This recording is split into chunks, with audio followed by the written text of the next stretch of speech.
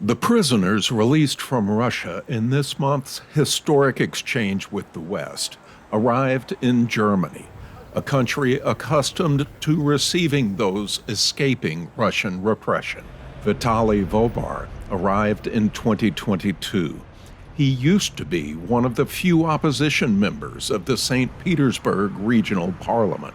After he spoke out against the invasion of Ukraine, the Russian Secret Services came knocking on his door. It was then he knew it was time to leave. In Russia, there are still many people with democratic and anti-war values, including among the deputies of cities such as Moscow, St. Petersburg, Tomsk, and Novosibirsk.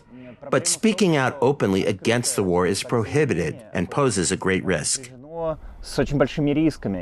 When the full-scale invasion began, thousands of Russians took to the streets, only to have their protests put down by police. One of the thousands who risked their freedom to oppose the war was Anja Demidova, a Moscow actress. By the time authorities ordered her arrest, she was already on her way to Germany. She sees little hope for change in Russia anytime soon. Among Russians who remain, there are many people who hope that Putin is not immortal, that he will die at some point, and everything gets changed. But it seems to me, at least, as I see it today, what is going on there, in terms of prevailing attitudes of Russian superiority, has such deep roots, and they are much older and stronger than Putin himself.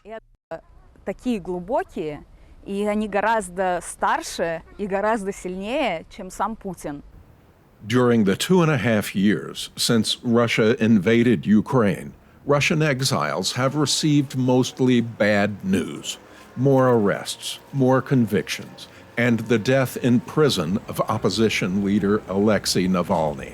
There is a makeshift memorial to him in front of the Russian embassy in Berlin. Bad news has become old news for a comedian known as Dan the Stranger, who fled Russia with his family the day the war began. He is less known in Germany, where he earns a modest living doing stand-up comedy. Despite the hardships here, he doesn't think he'll return to Russia. I prefer to earn less money but feel free and dedicate myself to humor as I want, not as they allow. This is why we do not live thinking about returning. We do not face it as something temporary. Since the time of the Tsars, and later the Soviets, Berlin has served as a place of refuge for those fleeing repression in Russia. Many exiles see the current tensions between Moscow and the West as a new Cold War, with Berlin once again assuming its role as a symbol of the divide between the Kremlin and the rest of the world. For Ricardo Marquina in Berlin, Marcus Harton, VOA News.